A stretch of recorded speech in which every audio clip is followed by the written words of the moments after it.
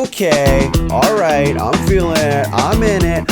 Hey, everybody. Welcome back to another episode of Talkin Tuong. A brand new episode of the decade. First episode of 2020 for Talkin Tuong. So excited to be here.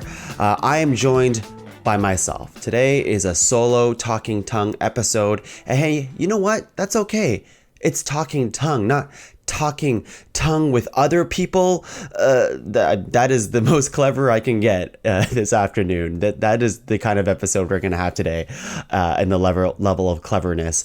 But yeah, we're first episode of Talkin Tuong in 2020, and I'm just really excited to be here. This is another non-live stream episode. It's been such a busy time in my life here. Hey, listen, it's just so busy, but not busy enough to not put out an episode. I refuse not to put out an episode, but unfortunately, this is not a live stream episode, which actually makes it kind of easier because the live stream episodes, they got to do live editing while it's happening, and it's a whole thing. But I would like to do one soon.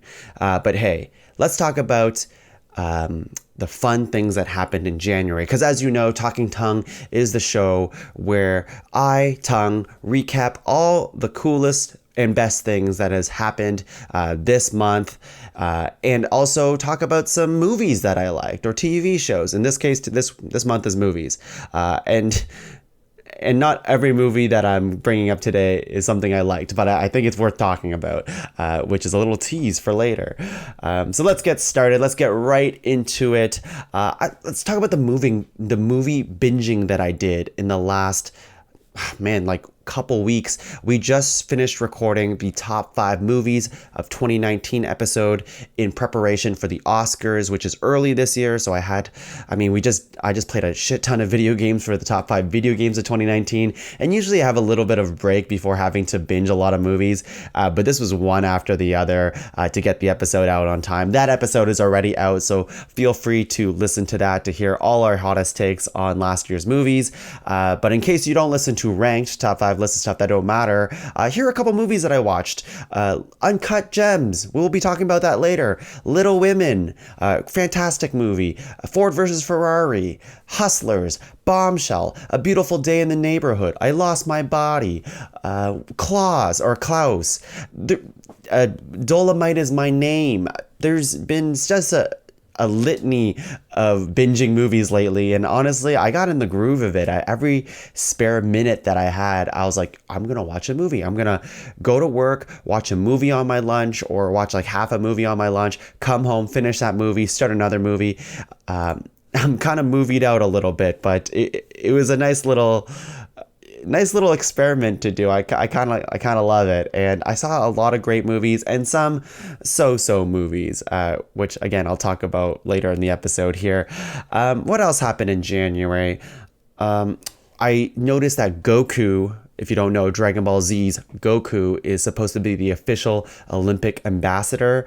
In fact, all the news that I'm pulling today, like every month whenever I pull the news, is whenever I see something on Twitter that I'm like, I should talk about that on Talkin Tuong, I just jot it down quickly. So I might not have everything, but I will say more than most months for Talkin Tuong, I pulled a lot of news.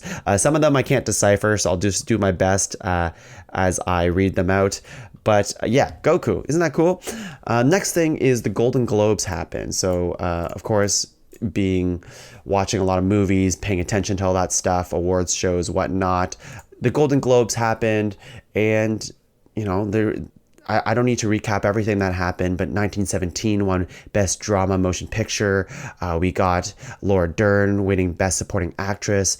Once Upon a Time in Hollywood winning Best Musical, which it's not, or Comedy Motion Picture. Brad Pitt, Supporting Actor. Succession, Joaquin Phoenix winning Best Actor. Awkwafina. It was quite an awards show. That was, I'm not going to talk about the Ricky Gervais speech because you probably heard a bunch of it by now. And in fact, a lot of times in Talkin Tuong, I find like I recap stuff that's like, Tuong, that's old news. You don't have to talk about the Ricky Gervais speech. And you know what? I won't. Go watch it online if you're interested. It's fun. That's all I'll say about that. The SAG Awards happened as well. So a lot of the similar movies, like everything that's winning right now, it seems kind of predictable. It's the same like 5 movies that are being picked right now, but Parasite won for best cast in a motion picture. Joaquin Phoenix won again, and Brad Pitt again, Laura Dern again, all that kind of stuff. And then obviously we celebrate TV shows too, like The Crown, Marvelous Mrs. Maisel, Game of Thrones, whatnot. But that also happened. So we're really in the thick of awards show season. I mean, I think the Grammys just happened a week ago. I don't really follow the Grammys, but that's a thing that happened. And yeah, I just feel like awards show season, we're right there.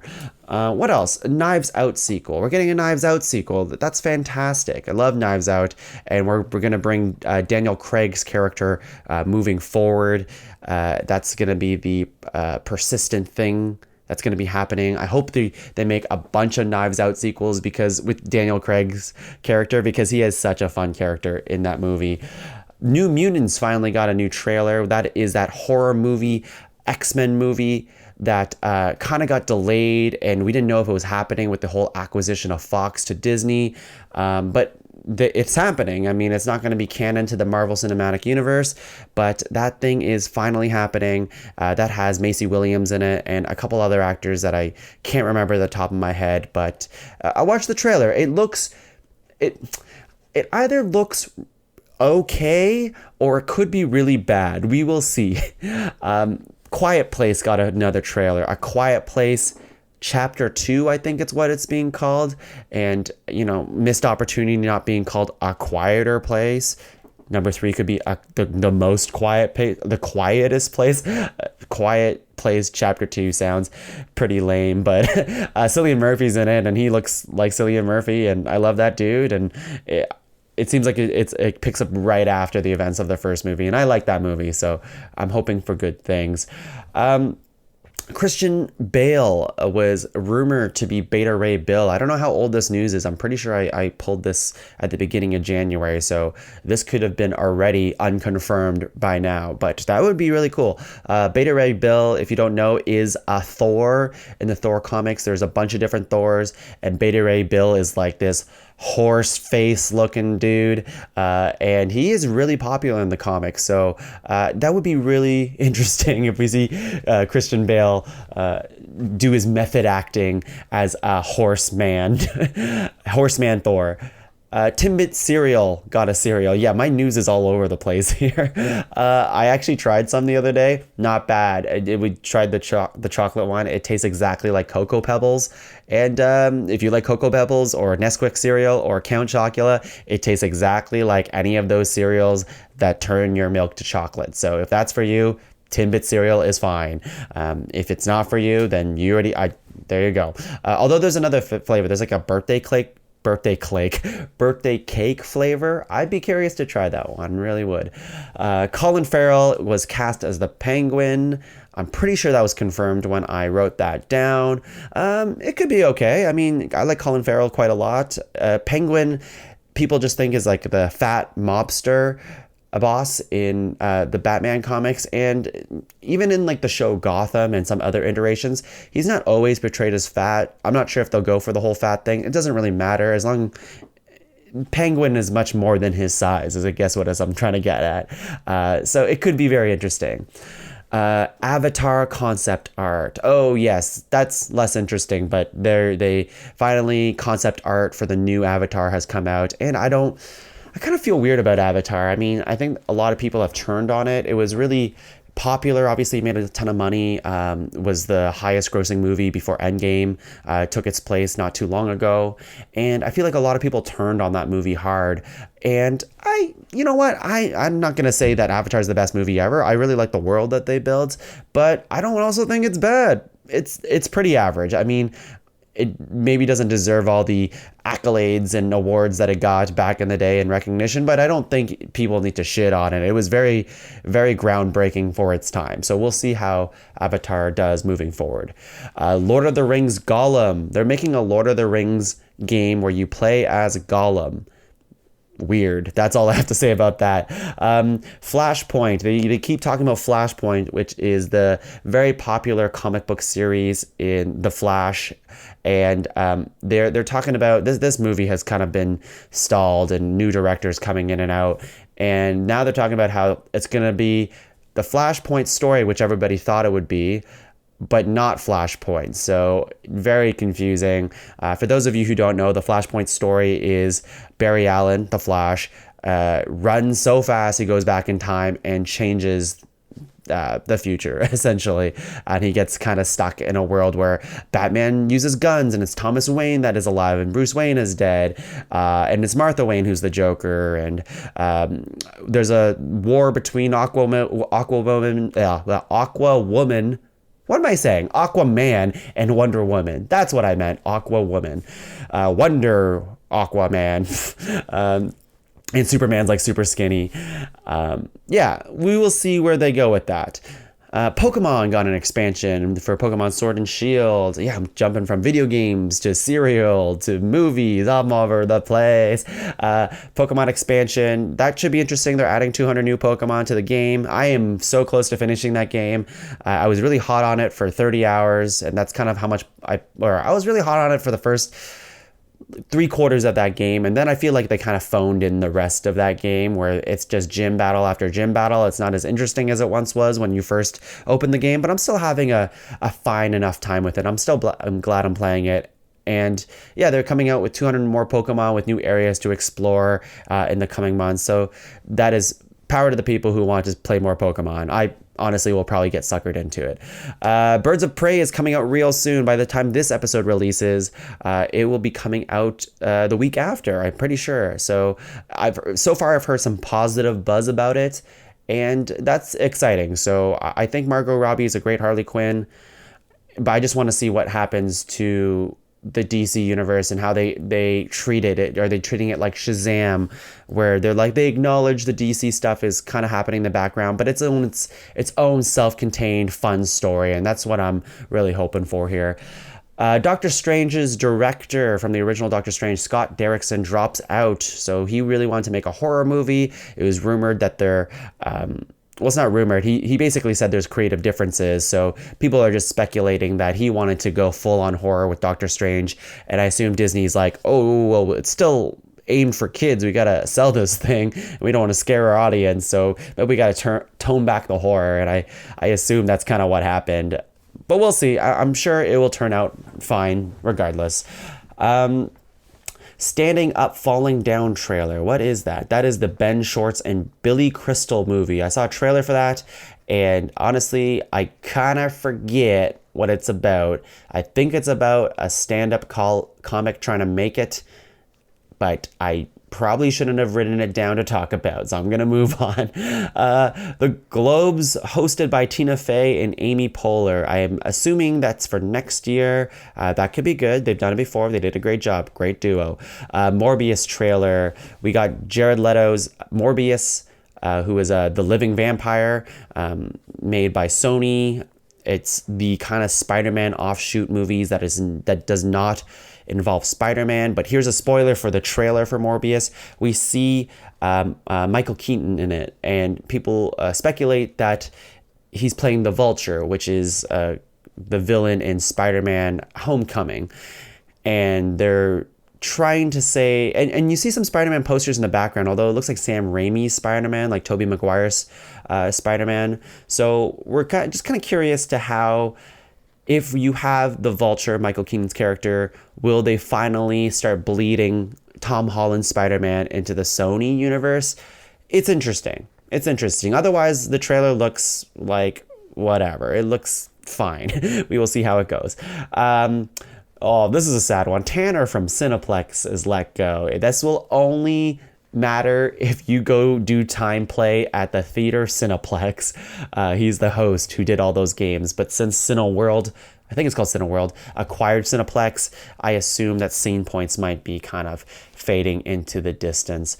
Doolittle bombs. Doolittle did a terrible terrible job at, I think when I meant Doolittle Bombs, I think Review Bombs. I'm not sure how it did box office wise, but apparently it's just an awful, awful, awful movie. And although, like, who knows? My sister saw the movie, although, can we really trust her? Can we really trust another law? And she says she thought it was fine. But from what I've seen, it seems like a mess, which is unfortunate because they have a crazy voice cast in it. And it's Robert Downey Jr.'s first like kind of movie since Avengers Endgame. So, I mean, like, obviously he wants to make a ton of money. He's a very expensive actor, and it sounds like he wanted to do a movie for kids, but it sounds like also maybe it's not that great of a movie anyways. Bad Boys for Life. That is a movie that I really wanted to watch for today's episode, but never got around to. I'm hoping to still watch it. It looks like a lot of fun. Apparently it's pretty good, which is awesome. And, you know, you're always scared what people will do to a franchise when they leave it alone for so long and they're like, hey, we're going to do a sequel. And you're like, oh, maybe you should have let it die. But apparently this movie is pretty great. So that is awesome. It's the third Bad Boys, I'm pretty sure. No, I'm very confident it's the third Bad Boys. And it makes me think, like, why didn't they call, like, if they planned on making another sequel, then what is the next movie called? Because I would assume that the next movie should have been called Bad Boys 4 with the number 4, Life. But they did that for number 3. So what's the fourth one going to be called? Food for thought. Crisis on Infinite Earth has finished on the CW network. That's the Arrowverse, where they tackled the very, very popular comic book DC story, Crisis on Infinite Earth, where basically superheroes and supervillains from different dimensions fight each other. Very convoluted story, but apparently they pulled it off on CW, which is great. So they pulled like all the different Supermen from different TV shows like Smallville and like the original Superman, but they also pulled from what's his name? Ezra Miller, the DC's Flash into the TV show, which is cool. So you get to see a little bit of everyone, and I think it's just like a big cameo fest. But apparently the story itself was really fun. I don't watch those shows. I find the Berlantiverse a little bit too cheesy for me, even though I like cheesy things. I could never get into it. Cyberpunk is delayed. That's that video game from CD Projekt Red, the people who made The Witcher, which I also finished. Speaking of The Witcher, Witcher's great. It's pretty good. I don't think it's for everyone, but I had a fun time. I just want to see what happens in season 2. But yeah, Cyberpunk is delayed, which is one of the most anticipated video games of 2020. 20th Century Fox is now 20th Century Studio. Hank Azaria is no longer Apu. He's no longer voicing Apu, which, I mean, I don't know how I feel about that. I understand there's a problem with the Apu character. It just becomes complicated. It almost seems like they should just end The Simpsons if they're going to do something big like this, because there's a lot of stereotypical character in The Simpsons. And I grew up with it, so I'm very biased. So I don't want to get political or anything like that, but even like the Asian character who works, like there's several different Asian characters, but like even like the stereotype of like Ralph Wiggum playing kind of like a mentally challenged kid to be light about it. Like, where do we draw the line on the stereotypes here? I'm not sure, and I don't really know how to solve this. I'm not going to pretend I know how to solve this. Just maybe better to let the show die, because honestly, The Simpsons have gone on long enough.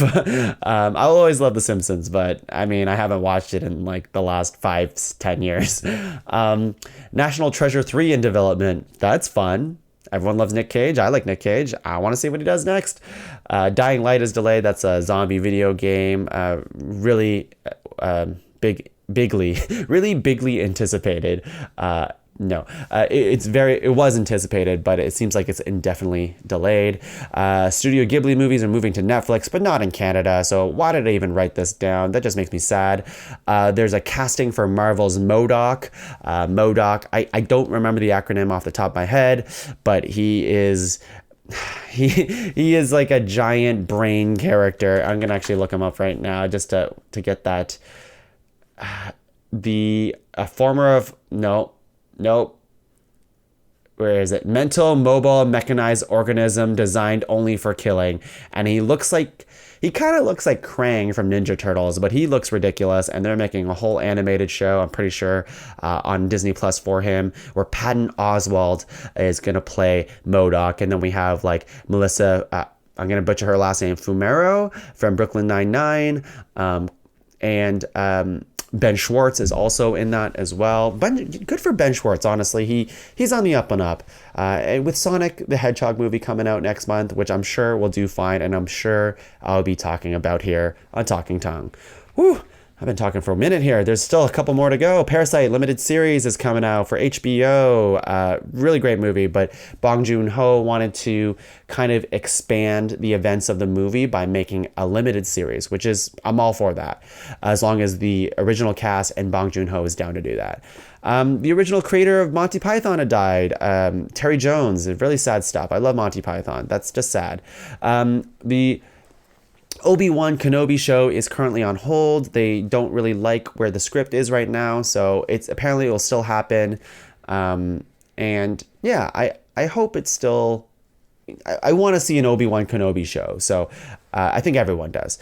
There's a Bambi remake in the works, which is going to be a live action Bambi, and I don't know why anybody would want to watch this. I hope it goes straight to Disney Plus, kind of like the way Lady and the Tramp did, because I can't see it succeeding in theaters. I think it's a very mediocre movie, and I mean the whole jokes about, oh yeah, Disney just wanted to do it because they want to see a live action like recreation of Bambi's mom dying, which is very, very dark, very dark.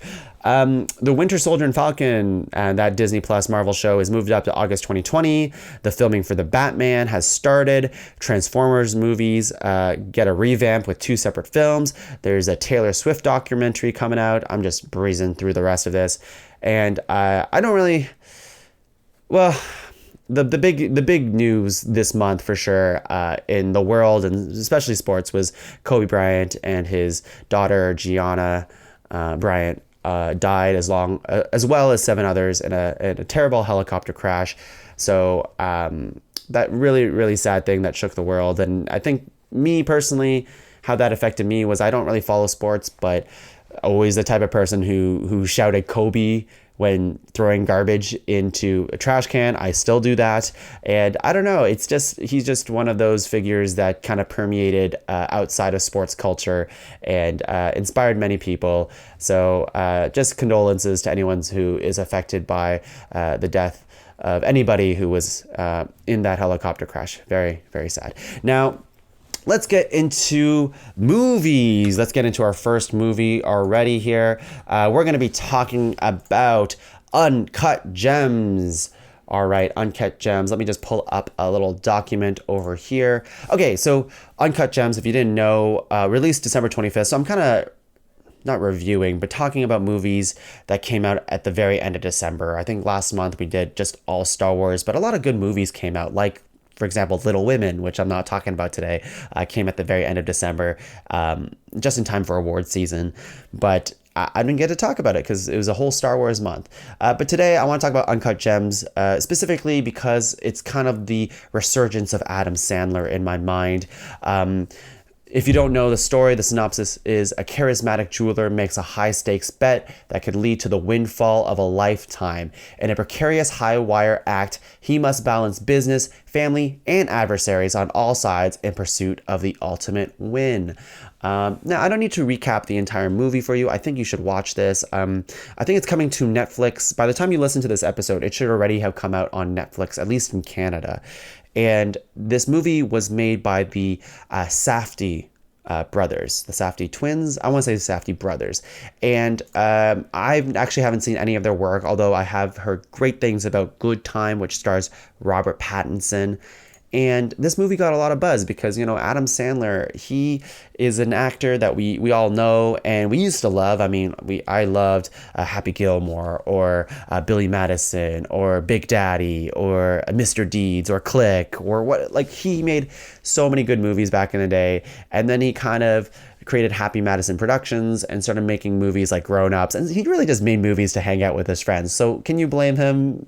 And he was still making millions and millions of dollars. But we kind of forgot along the way that Adam Sandler is very funny, but also a really good actor too when he really pulls out the stops. And I really want to celebrate that in today's talk about Uncut Gems, is that he is a phenomenal force in this movie. He is easily the best part of this movie, although I will say the movie itself is still very good and very interesting. And he got a lot of like critical reception as well, critical response, because he started getting nominated for Best Actor. Unfortunately, not best. No nomination for Best Actor for the Oscars, although I don't think he'd win, but he should at least get nominated. But he still won a couple awards from the National Board of Review, San Diego Film Critics Society, the St. Louis Film Critics Association. This movie has got a lot of buzz, and I think the thing that I want to celebrate about it is, well, the other thing is that this movie kind of makes you feel like you're about to have a heart attack. It is so tense. It's so intense the way the music builds throughout the movie. And there just feels like there's an uncomfortable energy of what's happening. And Adam Sandler's character is not a good dude, but he is a very risky guy who's just trying to... he's basically trying to win the next bet, essentially. He's a bettor. He's a betting man. He wants to take big risks and win big too, but always toes the line of morality. In fact, I would say he's less of a moral guy than a good guy. I mean, he cheats on his wife, for God's sake. His wife being Idina Menzel, which if she was your real wife, I don't think you'd try to cheat on her. She's gorgeous and she's a great person. And we have a couple, we have real Celtics player Kevin Garnett, as well as, we have, Idina Menzel. Julia Fox is a new actress, who I thought was a really good had a really good part in this movie as Adam Sandler's kind of, I want to say fling, but love interest. Like she's the one that he's cheating on Idina Menzel with. We have Lakeith Stanfield, we have The Weeknd, and we have like a lot of powerful performances in this movie. But I think it all comes down to Adam Sandler and how he plays this high roller betting man, jeweler. And it's kind of interesting because you don't really see movies that have to do with this type of personality or about people who work in a jeweling shop. It seems like I had like I don't know how realistic it is, although seeing some interviews with Adam Sandler, it seems like a lot of jewelers know each other and pawn stuff to each other, and there's some shady deals that go on between people in that industry, which I mean, again, I don't know how accurate that is, but it's very believable in this movie. So again, I don't want to spoil too much about it. I will say it is 100% worth a watch if you kind of like Adam Sandler, or you need to be convinced that he is a great actor, which he really is in this movie. And it's a dark psychological thriller, but it still has some good comedy moments too, to just lighten it up ever so softly until it kind of goes bananas again. So again, it's not for everybody, but if you kind of want to go for a different type of movie, that's what I want to celebrate about this movie, is that it felt different. I haven't seen a movie like this in a very long time. I didn't really know where it was going when I was watching it, and it's a good time. It's a great time. And it seems to really done well in the box office too, for a movie that like was released. I think a lot of movies are like this these days, where it's released in theaters for like a month and then it's on Netflix like a month later. The Irishman did it. Marriage Story did it. I wonder if this is going to start becoming a pattern in the movie industry. All right, so that's it for Uncut Gems. Let's move on to the next movie, which is 1917, directed by Sam Mendes, who also directed Skyfall and Spectre and Jarhead, American Beauty, all these movies. But 1917 was such a fun film, and it really took me by surprise. I didn't... For those of you who don't know, it's a war movie, but it's shot all like it's a one-shot movie. So the camera and direction of this movie, cinematography, you follow these two soldiers trying to get from point A to point B to deliver a message, essentially. That's the basic plot of this movie. But the way the camera shot is, you're just following these two soldiers and their journey from point A to point B. And it's so engrossing, I found, because the camera is relentless. It doesn't let go of these two actors here. And it's just so clever the way it's edited and shot that it's truly something I've never seen on the big screen. I'm a big sucker for one-shot movies like Birdman, or one-shot scenes like in True Detective or Game of Thrones or Daredevil, those type of things. They always get me. So a whole movie dedicated to quote unquote a one-shot was like, yes, I am on board for this. I can get sucked into this. But the way the movie unravels too, it was a singular experience. I talk a lot about this on the top 5 movies of 2019, where this movie, the part of the fun is that I felt anyways that I didn't know where it was going next. I felt like it was constantly surprising me, and it was tense because it felt like anybody can die at any second, because it is war, and they weren't trying to butter you up or anything like that. If someone gets stabbed or it looks like a fatal wound, well, guess what? It is a fatal wound because it's war. But all the human emotions along the way as you follow these two soldiers is really nice. It's touching. There's some like nice little small bits of comedy in it, but I would say even more, it just felt very truthful. It felt like these were real people. And that was really nice. I think the other thing is that because they were quote unquote no-name actors, or at least not very, very popular actors where you can recognize them right away. I looked into their filmography. They have done quite a bit. The two main actors have done quite a bit, including one of them who was Tommen Baratheon in Game of Thrones. But they're not immediately recognizable. So you feel like these are just two expendable soldiers, or at least you can see yourself being these soldiers without being distracted by being like, oh, it's Robert Downey Jr. playing one of these soldiers. I think that would have been very distracting and probably the wrong choice. But here, because they can be anybody, it felt real to me. It felt really nice. This movie got some big critical responses. I mean, it won the Globe for Best Director and Best Movie, and it looks like it's winning a bunch of other stuff too. So it could be on track for winning Best Movie at the Oscars. I mean, I would not mind that. It was such a fun, singular experience. And when I say singular, I mean, I'm curious how it would play if I were to watch it again. I feel like I would enjoy it if I were to watch it a second time, but I've heard that from other people, it's a one and done, which I understand. Like Dunkirk, to me, I only had to watch once to really get that experience, and then I was good. Gravity, same thing.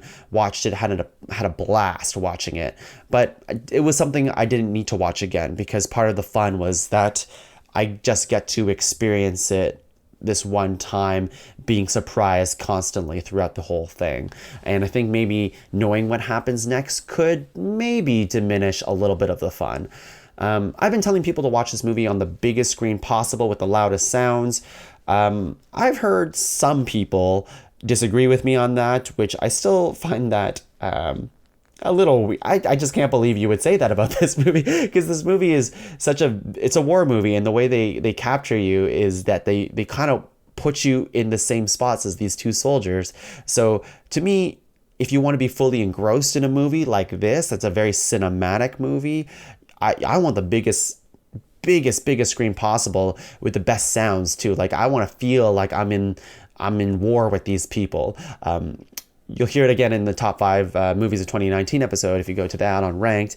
But one of the guests, she put her hands up as if she was in the movie. There's a scene where someone's kind of trapped in a river kind of thing, and she put her hands up being like, oh my God, I'm trapped in the river too. Like if you let yourself experience the movie on that level and really let yourself be taken away by that emotion and that experience, I think you'll have a fun time. I think if you start like really trying to beat the movie, and I think this kind of goes for everything, if you try to beat the movie and be like, I know what's going to happen next, I think you might be approaching this movie in the wrong way, because just really let yourself go and be part of this movie. Because if you're trying to think too much further ahead than I think you'll get sucked out of what it's trying to trying to do, which again, this movie is really just trying to make you feel like you're part of this war. This movie had some fun parts too. There's a lot of fun cameos, I felt. And they're blips. They're like big actors that are just like, oh, they're gone. They're there for a second and they're gone. A big example is Colin Firth. He's there. You see him in the trailer, and he is there literally to deliver 3 more lines than he did in the trailer, and then gone. Benedict Cumberbatch. This very minor spoilers. I'm not going to tell you what they did in the movie. Not that it really matters, but here's just like some cameos that I really appreciated. Benedict Cumberbatch is in it. Richard Madden's in it. Andrew Scott's in it. Mark Strong's in it. A lot of fun cameos, I thought, throughout the whole thing, which never really took me out of the movie. I was just like, oh, it's that actor. Cool, they're playing like a more general type of feel, but doesn't matter. It's not about these main big wig actors. It's about these smaller characters and how they navigate getting from point A to point B. I would 100% recommend this movie. It is a fun time and it's so immersive. I think you would have anybody would have a fun time watching this. I can't see anyone hating this movie, I guess, is what I'm trying to say. But if you do, email us. I want to hear about it. talkingtongue@podcavern.com or ranked@podcavern.com. Email us in. Let us know what you think about the movie. And I'd be very curious to hear your thoughts about it. But to me, easily one of the best movies of this year. Absolutely. The last movie I want to talk about is, and I listed a bunch of movies that I watched at the beginning of the episode, but I'd be remiss not to actually give some time to the nightmare that is Cats.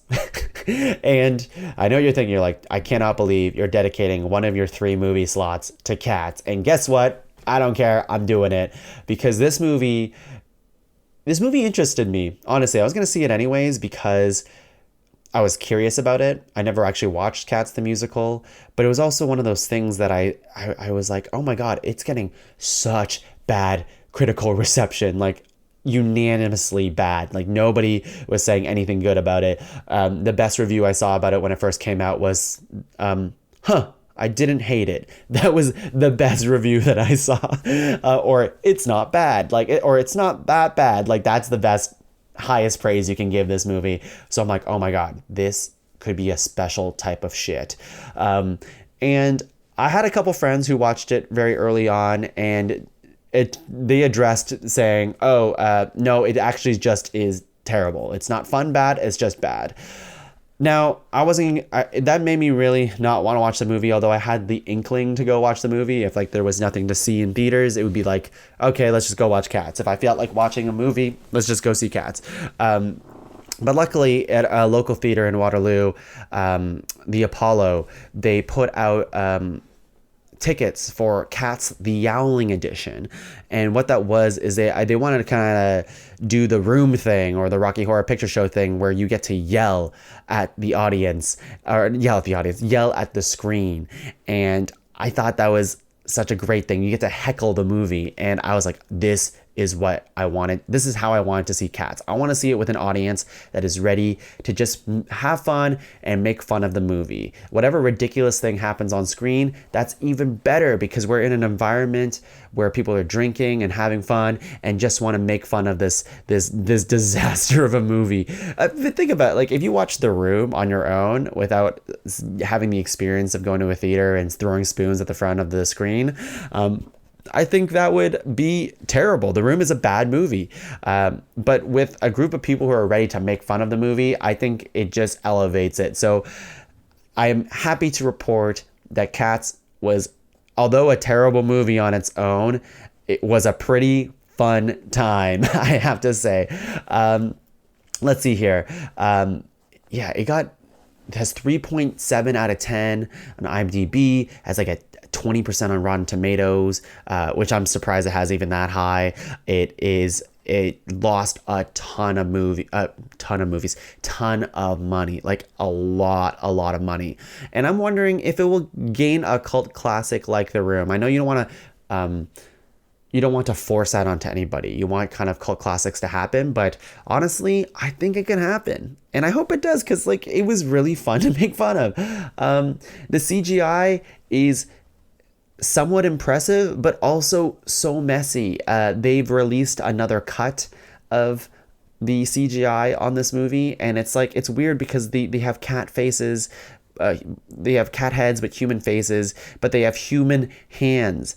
And at the end of the movie, spoilers I guess for a movie that barely has a plot, Dame Judi Dench has a ring, her wedding ring, on her hands and on her hand, and you're like, wait, what? Like, it's just so distracting because it's very gold and very bright, and you're like, that just brings up even more questions.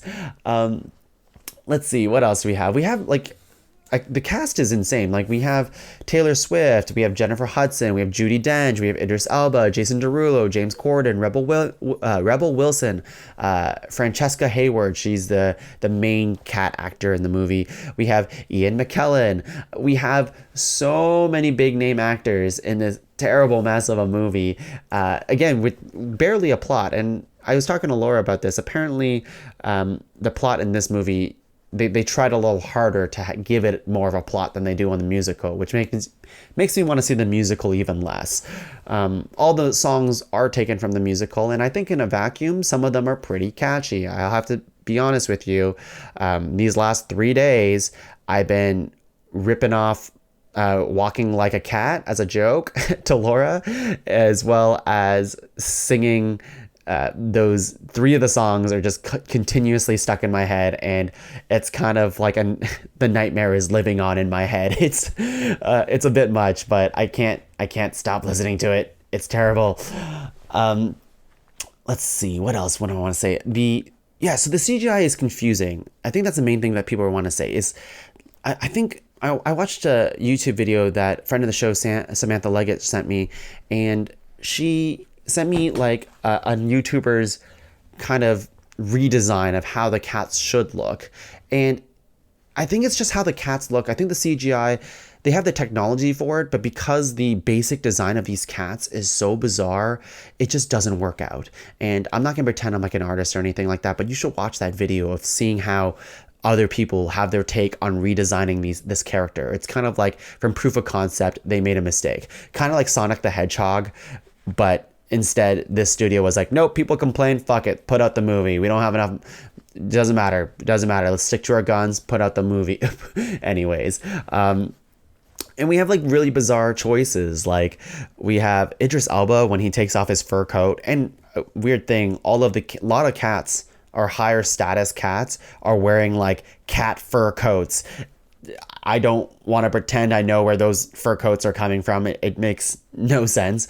But like the CGI on Idris Elba when he takes off his fur coat and he looks like a super naked cat, very bizarre. Jason Derulo complaining that he doesn't have any junk, very bizarre. Like, the cats have no genitals, but Taylor Swift's cat has pretty big boobs, more than like Rebel Wilson, for example. Very bizarre. What else? We have spoilers. We have mice that end up having human heads. We have cockroaches they're doing like a Rocketeer dance number, and those cockroaches have like little girls' faces on them. It's terrifying. We have Rebel Wilson who unzips her fur to reveal even more fur underneath the same amount of fur, but like with a bikini, like a blingy bikini. It is a special type of bad, and I think if you have the option to go see it in one of those theaters, you deserve to go and poke fun at this movie, because it's just so weird. I can go on and on about like the weird stuff that happens in the movie. And I think I pulled up a quote that kind of goes through one reviewer's kind of live tweets about it. I also want to say that this was directed by Tom Hooper, who I'm pretty sure won an Academy Award for Best Director. And I think he won it for The King's Speech. And also he won some awards for Les Miserables. So this is like a pretty well-regarded director. And this movie's just so bad. Although maybe it'll make a lot of money because of how bad it is. Okay, so some reviews or some things I want to read out to you guys is, yeah, we have James Corden doing a crotch hit joke and like really bad fat jokes. Here's a quote. "This is the weirdest way to start an orgy I've ever seen, and I've seen Eyes Wide Shut." There's so much sexual energy in this movie, where the people in our audience was like, kiss, kiss, kiss. Like everybody is kind of like an inch away from kissing and moving like they're about to have sex, but they never do. One of the cat actors has such a big boner for Judi Dench during the movie, and it is something else to see. Ian McKellen makes some such weird choices with his cat, and the weird snarling and cat noises that people end up making is so bizarre. We have Jennifer Hudson, who doesn't know what a Kleenex is, basically, and when she is crying about how she's not accepted as another cat in this Jellicle, they sing about Jellicles a lot, the Jellicle family or whatever, she has just tears just dripping and snot all over her lips. I don't want to keep revealing all the bad stuff. I was going to read all these tweets, but it makes me think, like, you just go watch the movie, please. You have to experience this with me. I want to share this nightmare with you. Idris Elba's McCavity. It's a special type of bad.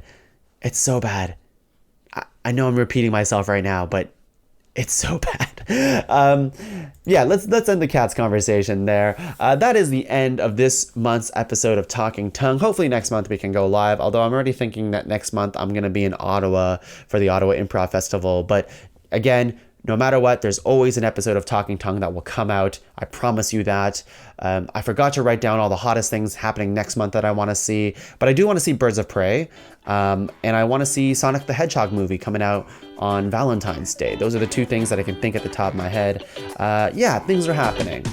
Thanks for listening to this month's episode of Talking Tongue. I'll see you next time. Bye, friends.